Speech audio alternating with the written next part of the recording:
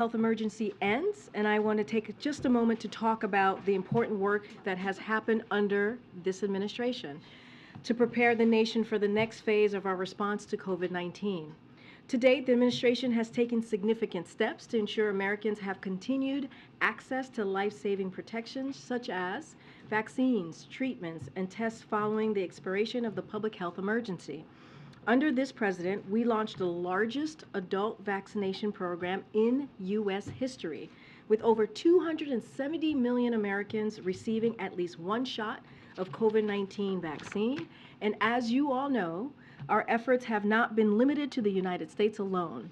Our government has been the largest single donor of vaccines, having shared nearly 700 million doses with 117 countries around the world.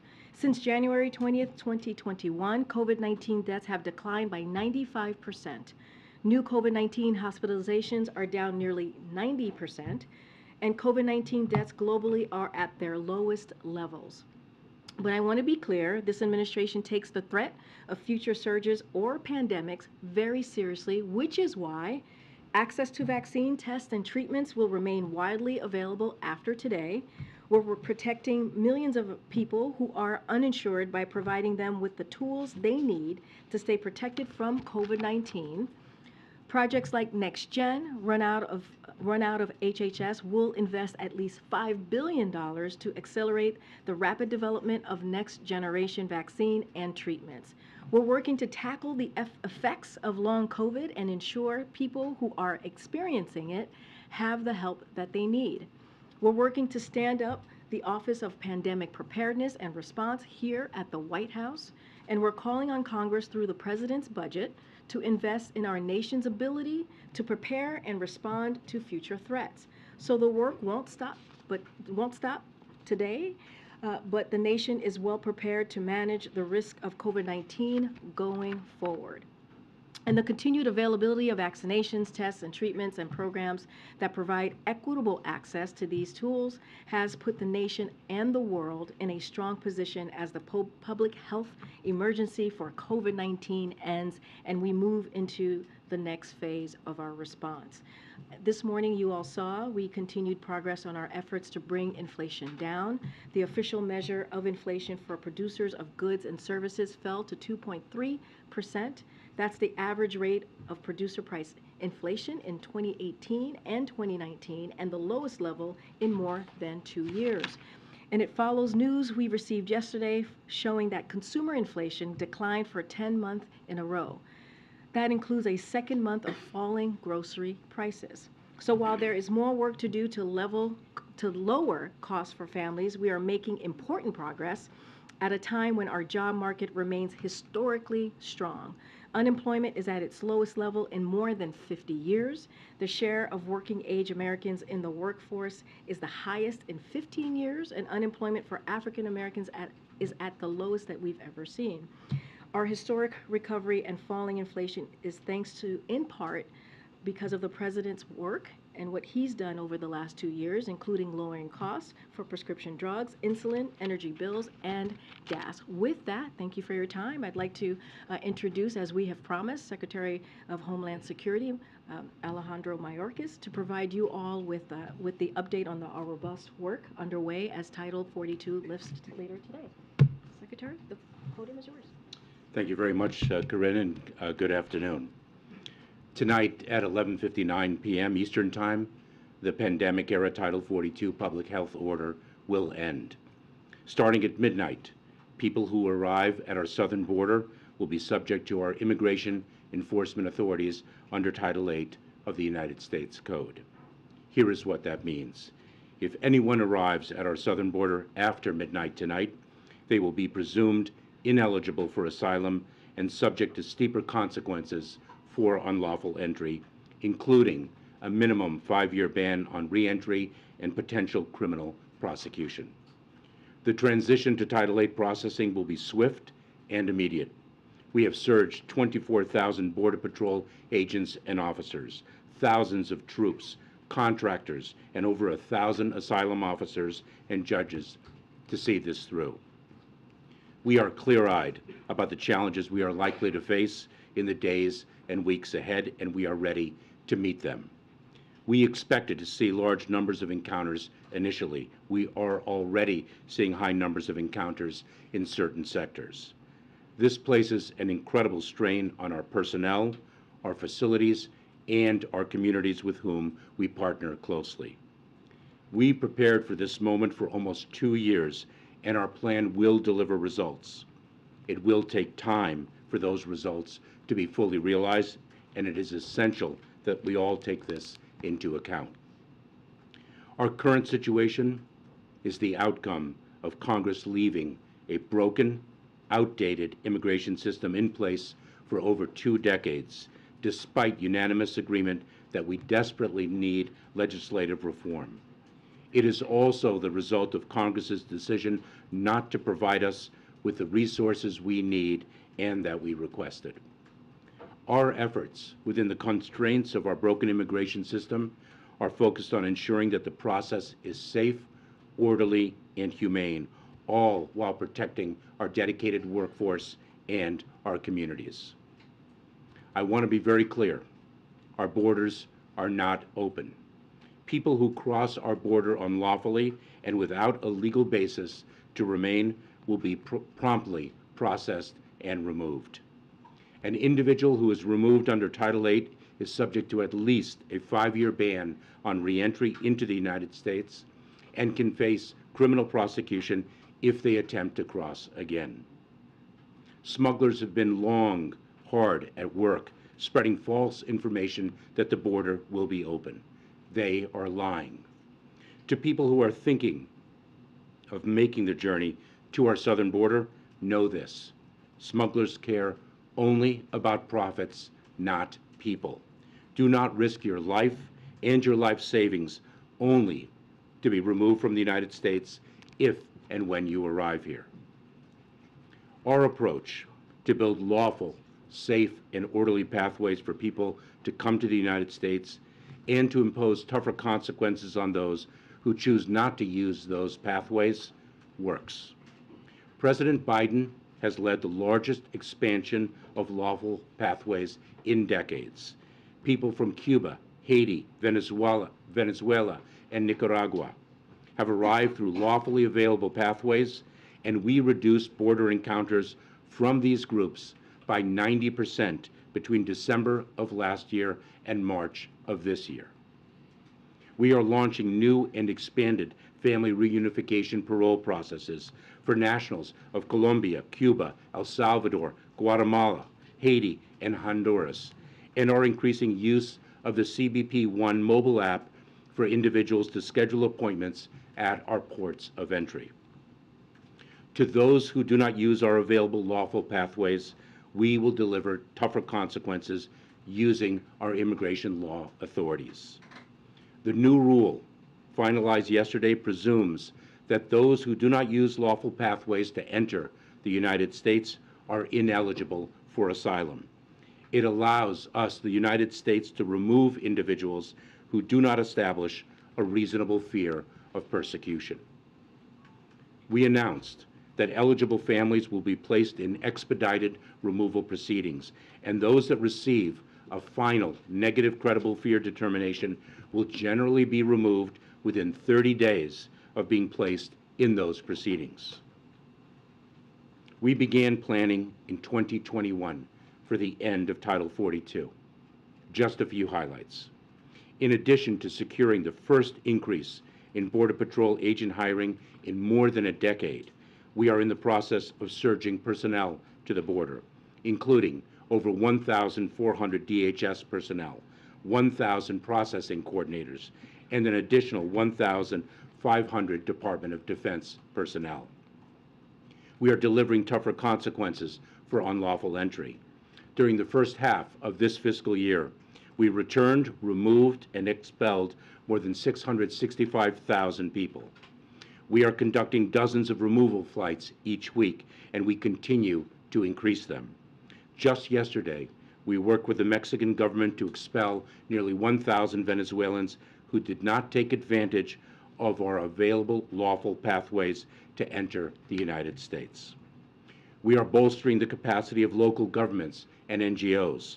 Last week, we announced the distribution of an additional $332 million to support communities along the southern border and in the interior of our country. And we are going after the smugglers, leading an unprecedented law enforcement disruption campaign that has led to the arrest of more than 10,000 smugglers who mislead and profit from vulnerable migrants. The United States is also working closely with regional partners to impose stiffer consequences at our border, expand lawful pathways for orderly migration, and coordinate enforcement efforts. This includes Mexico announcing for the first time ever that they will accept the returns under Title VIII authorities of nationals of Cuba, Haiti, Nicaragua, and Venezuela, so that we can continue the parole processes that have been so successful in reducing migration from those countries. It includes working with Colombia and Panama to launch a historic anti-smuggling campaign in the Darien to target criminal networks that prey on migrants. And it includes dramatically scaling up the number of removal flights we can operate to countries throughout the hemisphere, including Colombia, Peru, and Ecuador. We are a nation of immigrants and a nation of laws. We are doing everything possible to enforce those laws in a safe, orderly, and humane way. We are working with countries throughout the region, addressing a regional challenge with regional solutions. We yet again, call on Congress to pass desperately needed immigration reform and deliver the resources, clear authorities, and modernized processes that we need.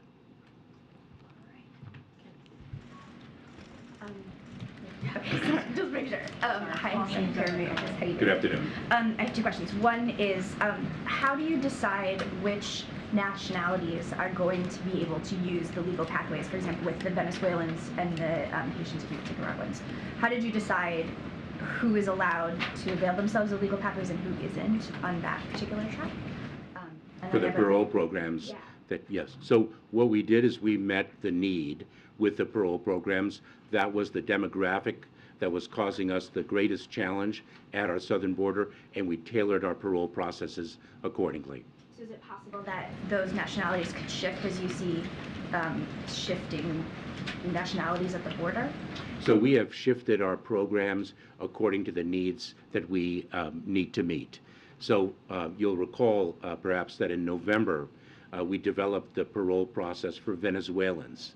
That was then the most significant challenge. We pivoted in January to not only expand the program for Venezuelans, but also expand it for Cubans, Haitians, and Nicaraguans. So we will meet the moment.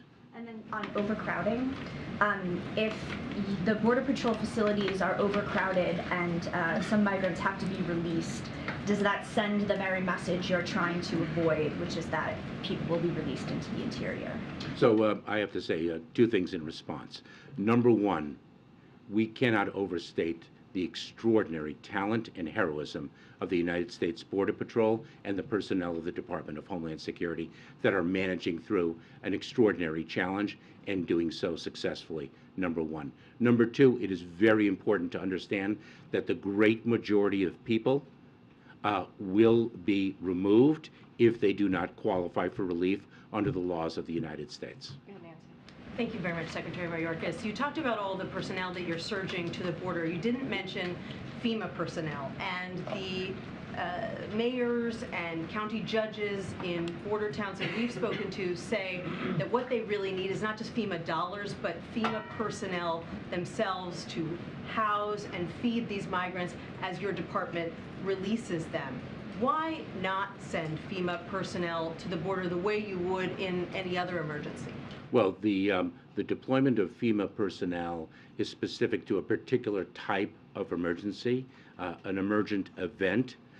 This is an ongoing challenge that, quite frankly, has vexed this country for decades because this country has been unable, Congress has been unable to pass immigration reform that everyone agrees and understands is desperately needed.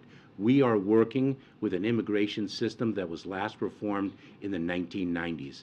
Migration has changed dramatically since then, and we need our laws updated. So are you saying that basically your hands are tied and you can't send FEMA personnel even if you wanted to? No, I'm not saying that at all. And as a matter of fact, our FEMA personnel are coordinating with local communities and cities across the country to provide them with the information they need. And FEMA is going to be playing a pivotal role in our shelter and services program that is poised to distribute $363 million to cities and communities in need of funding. I'm wondering about your communications with foreign countries. Have you had conversations in the last couple days or so with any foreign government officials ahead of this lifting? So I should take a step back and say, when I speak of the fact that it is a regional challenge for which regional solutions are needed, let me put a finer point on that. There are approximately 20 million displaced people throughout our hemisphere. The challenge that we are encountering at our southern border is by no means unique to the southern border of the United States. And I have learned that powerfully, not only through the information and analysis that we undertake in the United States government, but in our conversations with our foreign partners. Just this week, I spoke with the Foreign Secretary of Panama. Last week, I spoke with the President of Guatemala.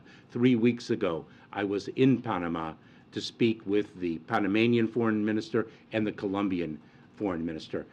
We are engaged, and of course, Secretary Blinken is leading the diplomatic engagements. Diplomacy is a key pillar of our effort. The question is, I want to focus in on black migrants from Africa and the Caribbean nations. Nana Jean-Pierre, who has met with President Biden on this issue and other civil rights leaders, said that the lifting of Title 42 suppresses black asylum seekers who are required to ask for asylum in countries they transit through. Many of those countries are too dangerous for black migrants to request asylum. And she gives the example of the African Americans who traveled to Mexico. Some were killed.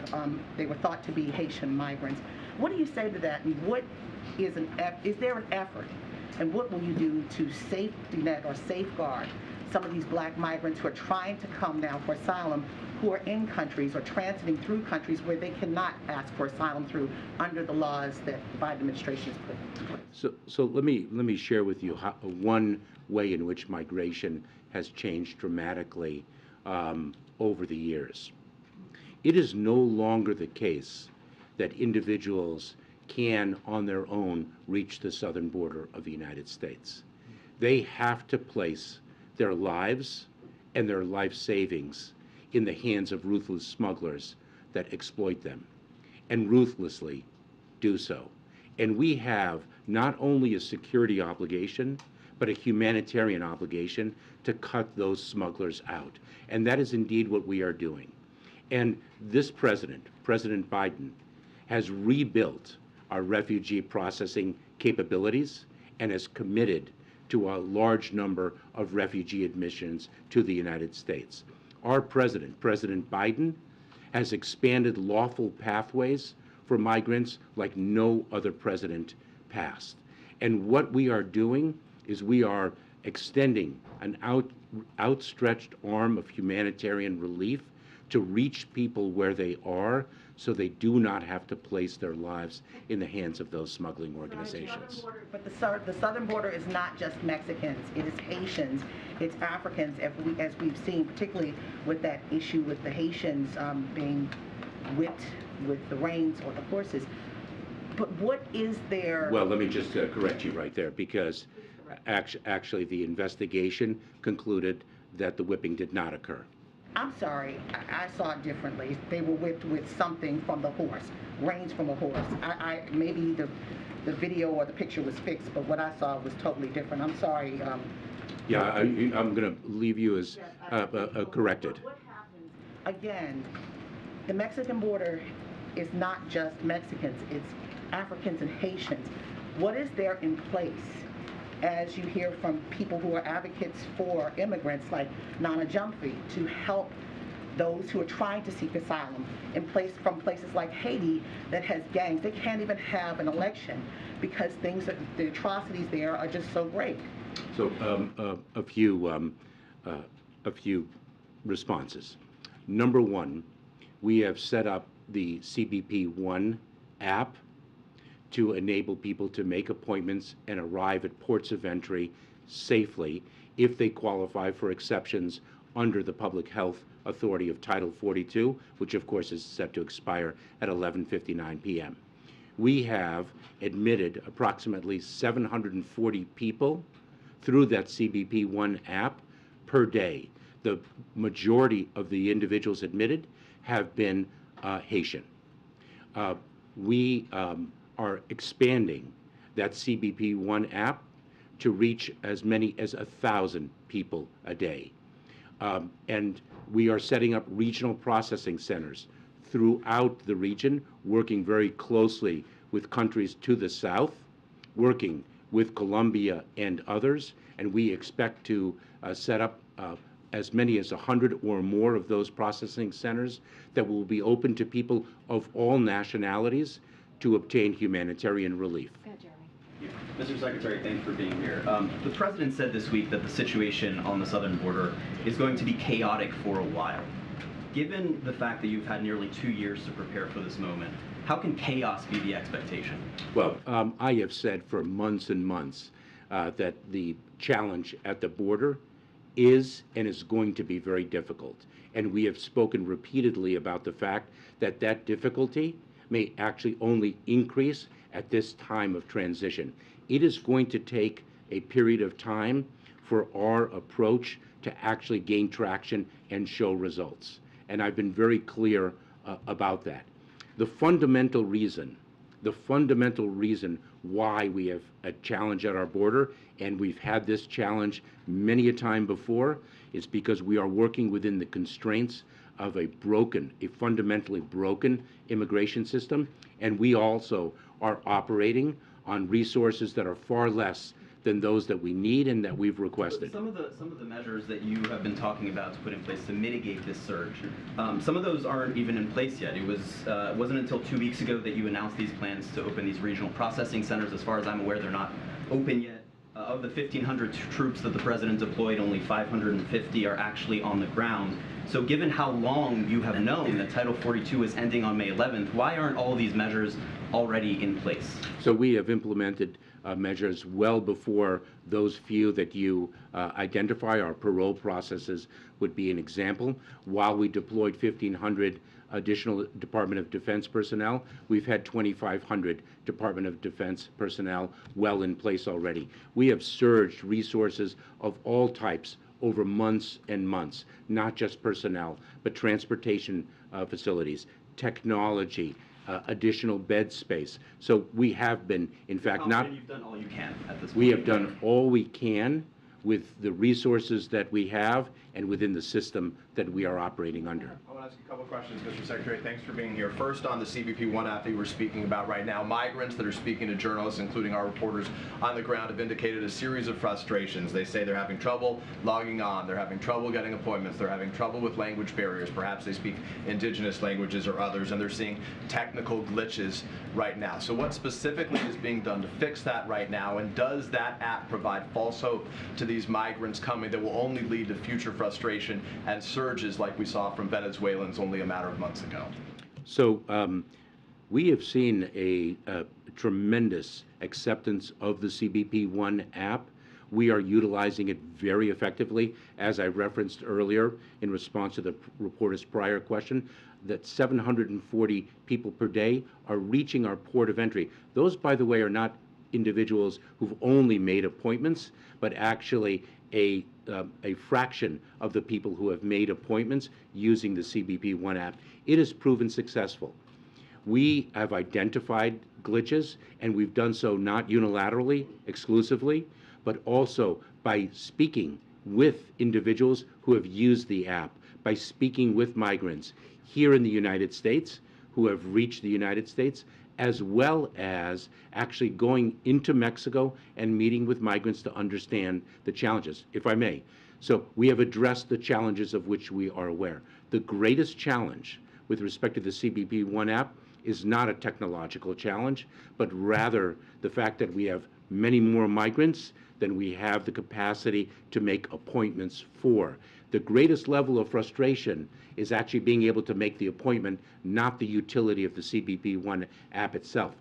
That is, again, another example of a broken immigration system. If I can follow up on a foreign policy question, though, very broadly, just quickly. The U.S. has sanctions right now on a series of foreign nations, on Cuba, on Venezuela, on Nicaragua. So does the Biden administration's foreign policy make this situation worse? So I'm going to leave that to our foreign policy specialist, but I will say this: the predicate of those principles are separate and apart from the immigration challenge that we're confronting.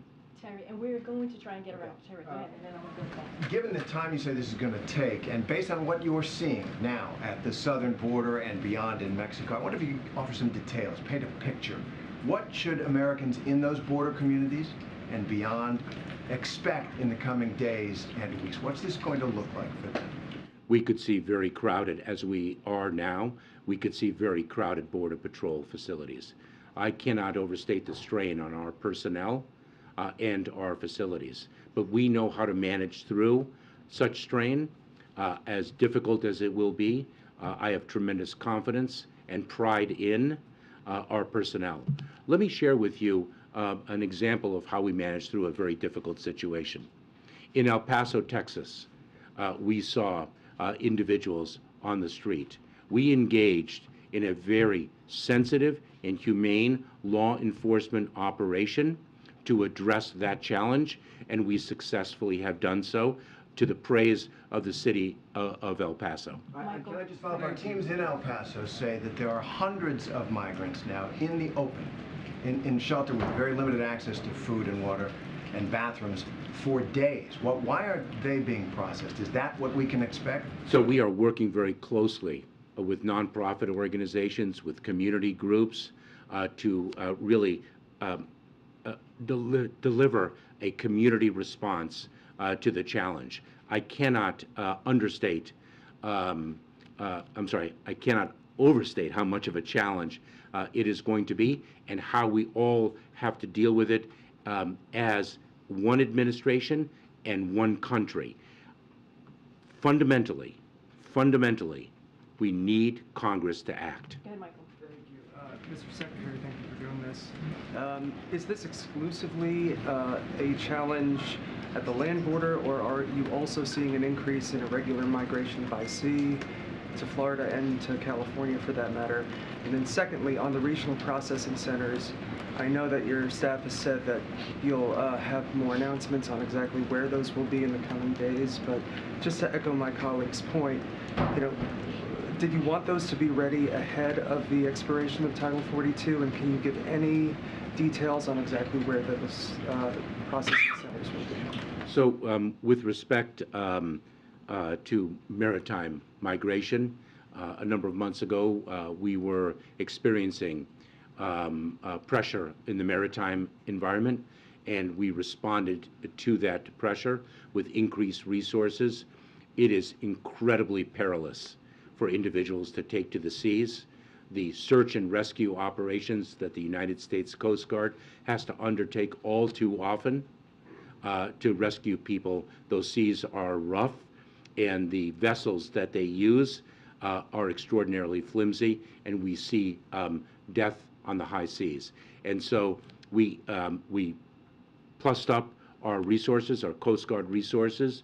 We also activated more robustly the reunification programs that give a lawful pathway for individuals to reach a country of safety. Brian.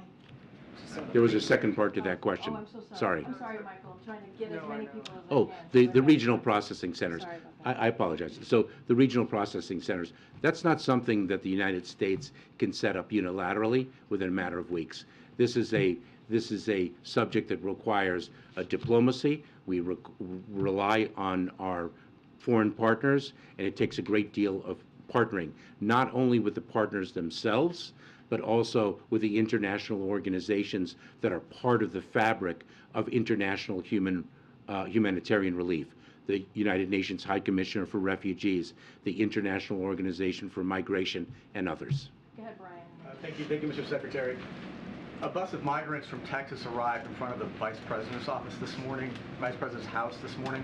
What's your response to that, to more buses of migrants being sent from Texas to Washington, D.C.? It is a both sad and tragic day when a government official uses migrants as a pawn for political purposes.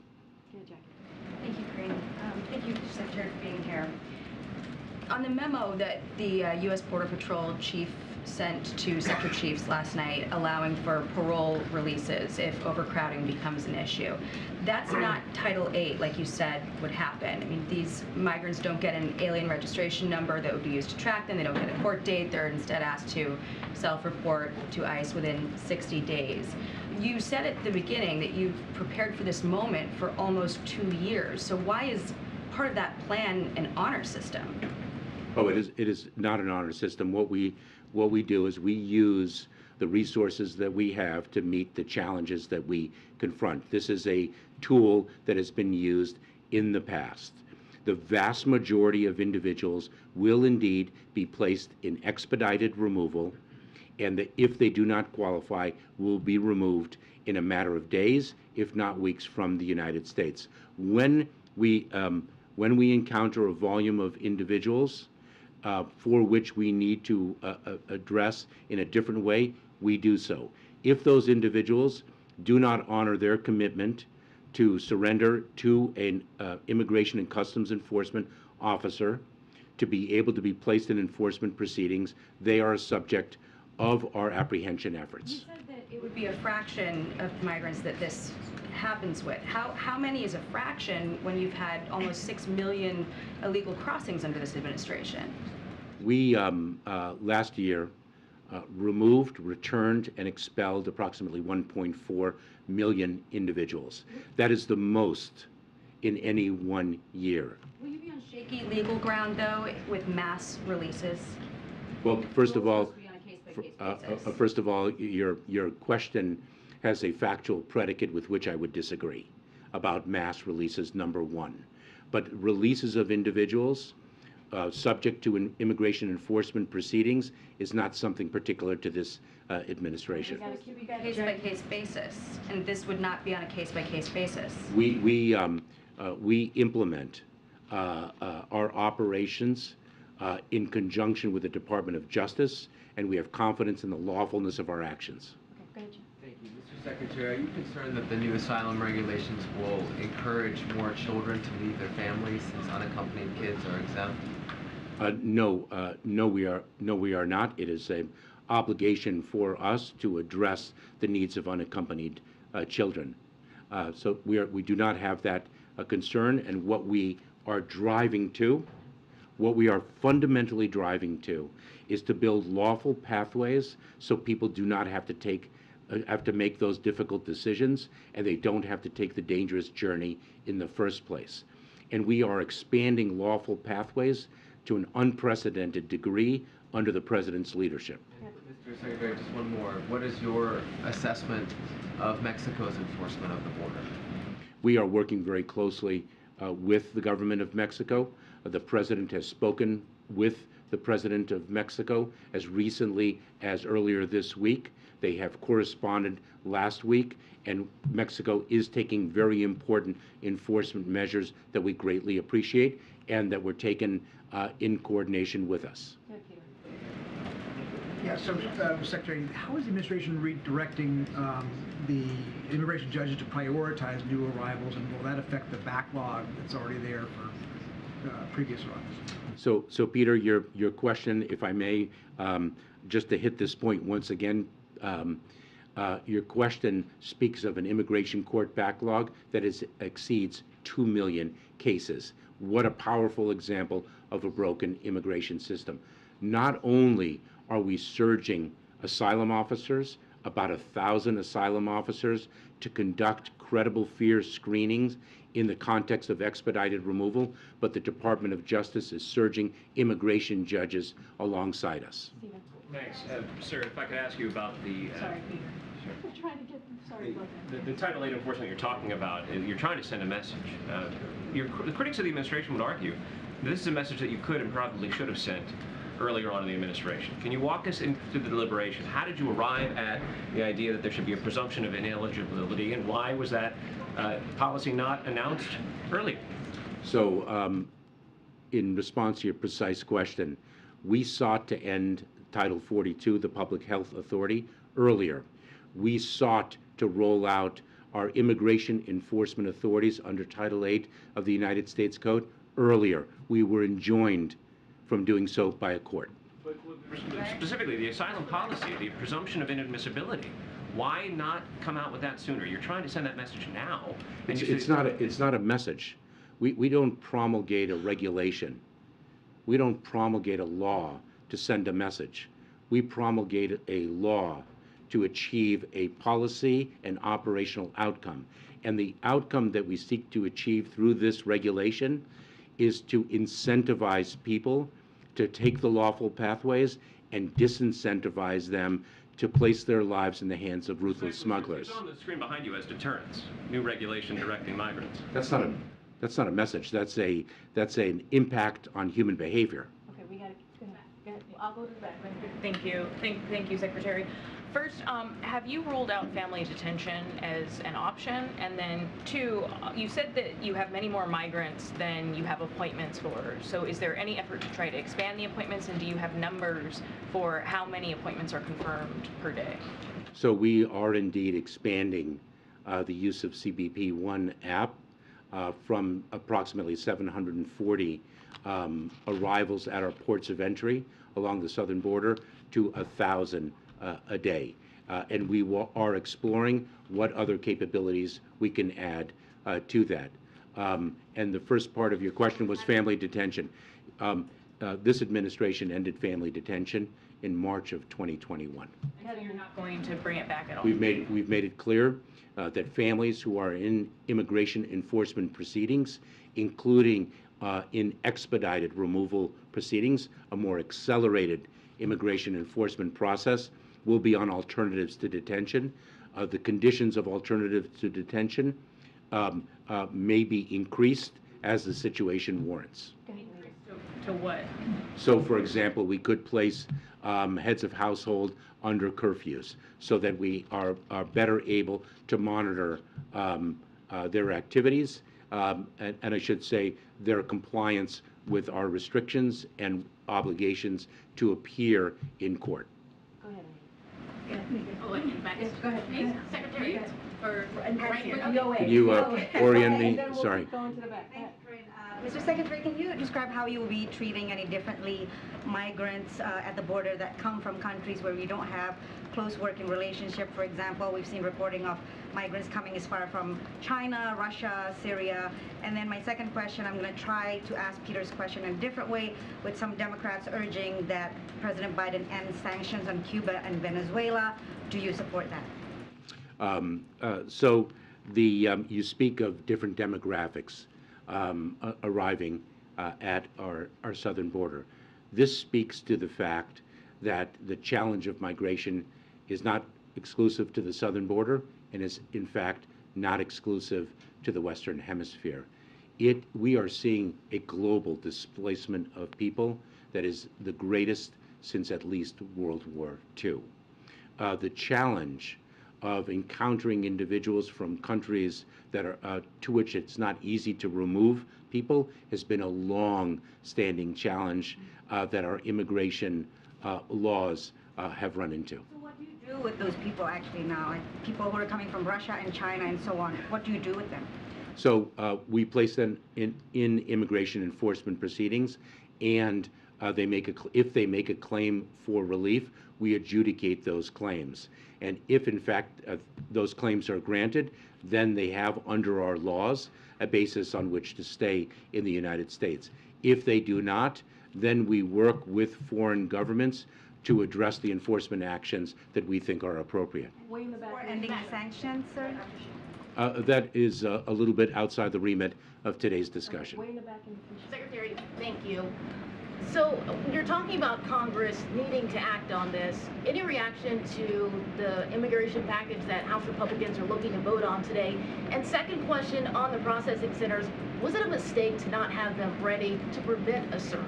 Can you repeat the second part of that question? And I would say the President Biden, presented Congress with a legislative package on day one of this administration, now about 28 months ago. And we are hopeful that sensible and needed legislative reform will be passed by Congress, and we do not concur with the bill that was presented today. On the processing center specifically, though, was it a mistake to not have them ready in time to prevent a surge?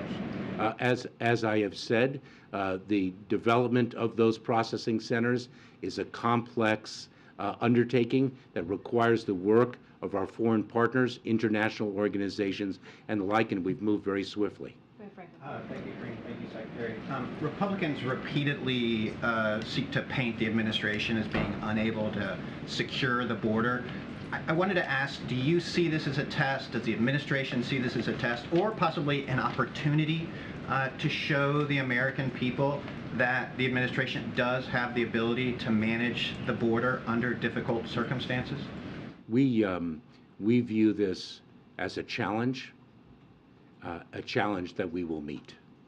May I also ask, in regards to the overcrowding and some of these difficult conditions, how long are we talking that this chaoticness will be? Are we talking weeks, months, years before things take traction and you get more of a handle on it? We are working as hard as we can to make sure that that time it takes is as little as possible. Let me say an additional thing in response to your first question. This is a challenge, and we're going to meet this challenge. We're going to meet it within a broken immigration system while adhering to our values. Mr. Secretary, last year there were some estimates from DHS officials putting the highest level of migrants coming across the border each day at about 18,000 if Title 42 is revoked. Is that still the estimate, or do you have a clearer number of what you're anticipating? So let me clarify the number that to which you refer. Those weren't predictions. It is our responsibility in the Department of Homeland Security and across the administration to plan for different scenarios. That's what we do. And so what we developed was, in fact, different scenarios to which we plan. And so we have done so, and we continue to do so. And then, you've talked about this being a challenging transition period, but how long do you expect a potential surge to last? Are we talking weeks, months, longer? We have confidence in the approach that we are taking, which is to really present lawful pathways for individuals to take advantage of and to disincentivize individuals from really placing their lives in the hands of smugglers. And let me share with you that the parole processes that we announced and implemented on January 5th for Cubans, Haitians, Nicaraguans, and Venezuelans are a proof point of the success of our approach. We saw a tremendous demand to access those lawful pathways, and we saw over a 90% drop in the number of encounters of individuals from those 4 countries at our southern border, and we saw that very, very quickly. Okay, a couple more. Go ahead, Phil. Republicans have challenged you on this point on Capitol Hill, and I wanted to give you an opportunity to respond. They point to Border Patrol's own numbers, which show that going back to October of last year, there were more than 1 million apprehensions, but then there were also more than 530,000 gotaways. That's roughly the size of the population of the city of Baltimore. How can you say that the border is not open? So we removed, returned, and expelled 1.4 million people last year. Ask those 1.4 million people if they think the border is open. Our apprehension rate at the border is consistent with the apprehension rate in prior years. And then in El Paso, they've declared Thanks a to state the of emergency. extraordinary work of the United States Border Patrol. Thank you. And in El Paso, they've declared a state of emergency, but we've also seen this in other cities like New York and Chicago. I'm wondering, while so much of the focus is on the southern border itself, can you tell us more about the steps that DHS is taking to support those cities elsewhere, as this surge affects not just that geography, but other cities and states across the country? I would say a number of things. Number one, we're grateful to Leader Schumer of $800 million. That's us very closely with cities and communities along the border and in the interior of the United States. We need the system fixed. Thank you, Mr. Secretary. Back to the question of mass releases. I know you've pushed back against that, but the Florida Attorney General has filed a lawsuit against you, alleging that you are about to conduct a policy of mass releases with the news that was released yesterday.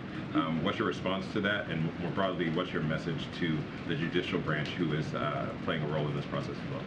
Well, I don't send messages to the judicial branch. The judges make the decisions that they believe are warranted under the facts and laws before them. But I will say this: it is interesting to see some of the tools that we employ that are successful or operationally needed to be challenged in the courts. So, for example, the parole process that we announced and implemented on January 5th for Cubans, Haitians, Nicaraguans, and Venezuelans. Immediately, that demonstrated a reduction in the number of those individuals arriving at our southern border of over 95%, and yet it's been challenged in a court. And so our parole authority, when we use it to release a fraction of the people whom we encounter, and that is challenged, I question the motives of the plaintiffs. Thanks, Karine. Following up on the emergency food and shelter program that you just mentioned, groups in El Paso that are helping to feed and house this influx of migrants, they say this program has a problem in that the funding can only be used to help migrants who've encountered DHS and been processed. Is that requirement realistic to the situation that these communities are facing? It is necessary, and I should say this past Friday, under the Emergency Food and Shelter Program, we distributed $332 million primarily to border communities. We now have, under the new structure that the omnibus that Congress equipped us with, we now have the Shelter and Services Program that we in the Department of Homeland Security will control. That will prove, I think, more nimble. And we, I think, have 363... That same restriction that it has to be, can only be used for migrants who've been processed. So what about those who have not been processed? Is there no way to help with addressing the humanitarian need there? So just to finish my thought, I think we have about $363 million to distribute through the Shelter and Services Program, and I believe that non-governmental organizations in the cities address the needs of individuals who have not been processed. Thank you so much, Karine. If you could raise your hand so I can orient visually. Oh, yeah, thank you. Karine, Mr. Secretary. So they were saying here that Republicans have changed the administration on the border, but at the same time, some Democrats are saying that President Biden broke his promise of having a more humane immigration system, and that he's finishing Trump's job. So I ask you, how is it more humane to expel people and penalize them, people who are fleeing violence, poverty? You were just saying that the number of deportation was the highest last year of any year. So let me just, the words have legal significance. So an expulsion is what happens under the Public Health Authority of Title 42. We sought to end the application of Title 42 some time ago. This administration stands markedly different than the prior administration. Markedly different. We have, in fact, a family reunification task force that has now reunified, I think, more than 700 families that were cruelly separated. We have, by the prior administration. We have rescinded the public charge rule that punishes individuals who've migrated to the United States just for accessing public resources to which they are entitled. We have granted temporary protected status to quite a number of countries. This president has led the unprecedented expansion of lawful pathways. We stand markedly different than the prior administration. We do not resemble it at all. What we do, and by the way, we have rebuilt an asylum system that was dismantled in the prior administration. We have resumed refugee processing all around the world, and these regional processing centers are going to accelerate the, pardon me, the refugee process in an unprecedented way. We are a nation of immigrants, and we are a nation of laws. And those laws provide that if one qualifies for humanitarian relief, then one has established a basis to remain in the United States. And if one has not, then one is to be removed. And that is exactly what is going to happen. All right, Ed, we have to talk about Ed. You gotta go. We're You talked about cost. What's the rough cost to American taxpayers since the roughly 4 million people have come into this country illegally since January of 2021, as those people show up at community hospitals, as they enter the school system, as they get other government help? Do you have a taxpayer cost? Let me turn that question around a little bit, because I'm going to turn it around to match the question that an international partner asked of me. And the question that the international partner asked of me is, what is the economic cost of your broken immigration system? Since there are businesses around this country that are desperate for workers, there are desperate workers looking for jobs, desperate workers in foreign countries that are looking for jobs in the United States where they can earn money lawfully and send much needed remittances back home.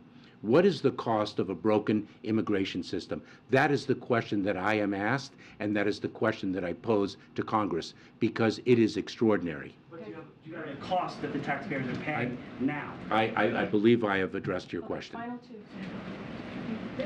I wanted to ask one more on the regional processing centers. I know you said it takes a ton of coordination, but can you give any more detail as to what's standing in between these actually being stood up? Is it a personnel thing? Is it a matter of nailing down location, working out agreements with international partners? Just a little bit more on that. Yes. All of them? Yes. Okay. Yes, there are a lot of moving pieces.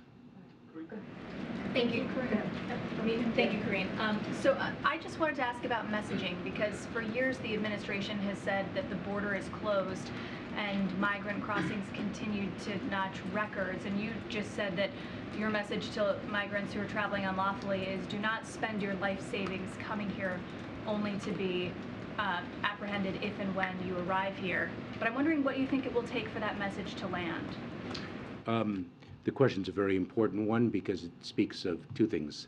One is, of course, the efforts we make, but the second is a phenomenon that we are confronting, and that is the smuggling organizations that spread disinformation to vulnerable migrants. They lie to migrants, and as a matter of fact, when I was in Panama, speaking to my counterpart, the Foreign Secretary in Panama, and the Minister of Security, they were speaking of the fact that smugglers in that region of the world, before the migrants enter the Darien, an incredibly treacherous terrain, they are deceived into thinking that they are going to be on a 2-day tour. And so the smuggling organizations prey on the vulnerability of migrants and exploit that vulnerability solely for profit. We are communicating to migrants in country to communicate the truth, the dangers of the journey, the exploitation of the smugglers. And just yesterday we announced an extraordinary digital campaign to amplify that messaging, which is so vital. Final question right there. I was wondering if you could put some specifics on this plan. Let's say Border Patrol catches 10,000 migrants tomorrow. Of those, how many are going to be detained, how many will be caught and released, and how many will be removed and returned within 72 hours? So let me share with you that we have already encountered 10,000 individuals in a single day. So we already have proven that we can manage through that. We have surged resources, not just the Department of Homeland Security, but the Department of Justice, in bringing immigration judges to work alongside asylum officers to address the expedited removal process. We have surged the resources that we have, given the resources that we have been given by Congress, which is less than what we need and less than what we requested, to meet the challenge to the best of our abilities. Thank you, sir. Appreciate it. Thank you very much, Karine. Thank you all. Thank you. Appreciate it. Thank you. Are you going to the border anytime soon? So, guys, we are way over time. So even our amazing cleaning crew has come in a couple times. So I can take a couple of questions, but we really have to wrap up. We've been going for almost, I think, about an hour, if not close. Okay. Yeah. It has to be somebody I haven't called on yet. Wait, the way in the back, right there. Thank you so much. New Hampshire's Michael Delaney was not among the stalled nominees the Judiciary Committee voted on today, with Senator Dianne Feinstein back in Washington. Does President Biden still support him among apparent concerns from some Democrats, and what is the White House doing to get him over the finish line? So look, we take our nominees very seriously. The president clearly puts forth nominees that he believes are ready and equipped for the job. And so, of course, we're always going to be make sure that we do everything that we can, having conversations with the senators and their staff to try to move our nominees through. So we are committed for certain. You had another question in there. And then you mentioned Senator Feinstein. We're glad to see her back. As you know, she is a longtime friend of the president, and he's been wishing her a speedy recovery, and it's glad to see her back in the Senate. And I'll leave that there. I'm trying to figure out who. Go ahead. Has the president reached out to Senator Manchin after he said he'll vote against the EPA nominees, or what's the plan to get these nominees through if not? So look, I don't have anything more to say than what I shared yesterday on Senator Manchin's comments. Look, Senator Manchin is a friend. We've been able to do really move forward some historic pieces of legislation with Senator Manchin, including the Inflation Reduction Act and other bipartisan infrastructure bills and law now and other pieces of legislation. So we are going to continue to have conversations with them. We're going to continue to have a good relationship. I just don't have anything more than what I shared yesterday. Go ahead, Ariel. Thank you so much. Can you update us on the talks about the debt ceiling? And related to this, Donald Trump yesterday said that Republicans should actually trigger default if they don't get spending cuts. Does that make a default more likely? So look, I would remind you all what he said in 2019. And first, I got to be super, super careful. Let me just say that first. We respect the rule of law. He is we know, presidential candidate. But what I will say more broadly and focus on what he said in 2019, how paraphrasing here, how defaulting is not something that we should be doing. And so the question is, what has changed? What has changed now from 2019 to today? Look, we've been very clear that Congress needs to do their job. They must do their job. It's their constitutional duty to get this done. We've done it 3 times under the last administration. We've done it 78 times since 1960. But also, like I said, I want to be very careful because he is a presidential candidate. But I can speak to 2019 and his comments about the importance of making sure that we do not default and we're not a deadbeat nation. Okay, let me see. Go ahead, Merrick. I haven't called. Thank you. Thank you, Karine. I have another question on the situation at the southern border. So even ahead of the chaos of this week, morale amongst Border Patrol agents is low. They've been through a lot with the ongoing surge of people coming across the border. And according to the acting deputy commissioner of the CBP, 36 agents died by suicide in the last 3 years alone. So what is President Biden doing to show America's frontline police that he hears them and that he cares about the unprecedented issues they're facing? And so, look, our hearts go out to those families of those law enforcement members who, as you just stated, took their lives. So, look, Secretary Mayorkas spoke to this. He actually lifted up the CBP and said the work that they're doing is truly tremendous. This is why the president has taken this so seriously, making sure that we have troops that go down to the border so that they can give some relief to the CBP, the patrol, the law enforcement, and be able so that they can be able to do their jobs, right? And so that's why we put forth.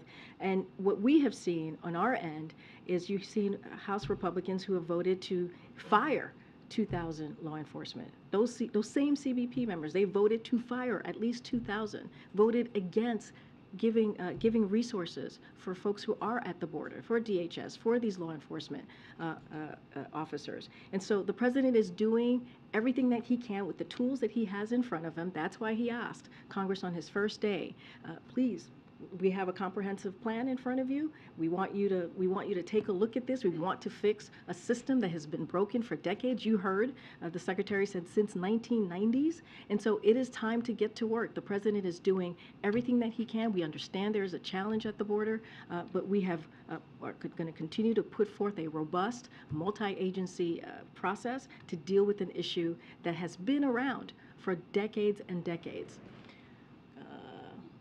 See who I have not called. Go ahead, Karen. Do you have updates on when the president and congressional leaders will meet tomorrow? How much time the president's allotting for that meeting? And can you give us an update on the staff meetings that took place since that principals meeting? So and how would you care? Absolutely. So I don't have any updates for you yet for tomorrow. As you know, the president asked the four leaders, the congressional leaders, to come together again tomorrow to follow up on a conversation that they had just a couple of days ago.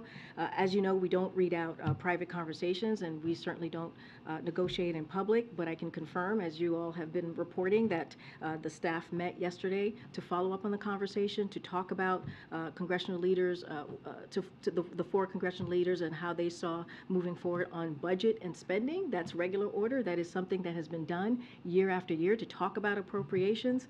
And so the staff are meeting again today, and don't have anything further beyond that, but certainly we will share once we have a time and more information and logistics to share on tomorrow's meeting. Just one quick one. On the visit of the Spanish president tomorrow, is there a 2-and-2 press conference that's been added for that?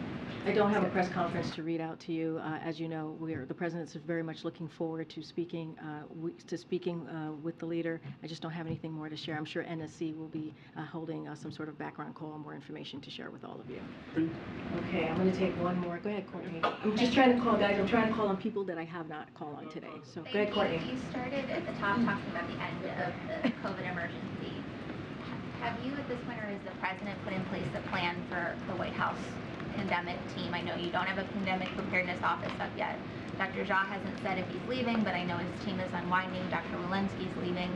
Can you talk a little bit about the leadership that's going to be in charge of COVID moving forward, especially if the tools that we have that you've been discussing don't work at a certain point or don't work as well? So I don't have anything to share. I know you just asked me about the COVID team. We did, as I mentioned at the top, we do have an Office of Pandemic Preparedness, as I've mentioned multiple times. It was in the omnibus budget package for fiscal year 2023. So Congress called on us to establish this office. So we're working through that, and once we have more information, we will share that with all of you. I will be back tomorrow, everybody, and then we'll take more information. I'll be back tomorrow, guys. Thanks, everybody.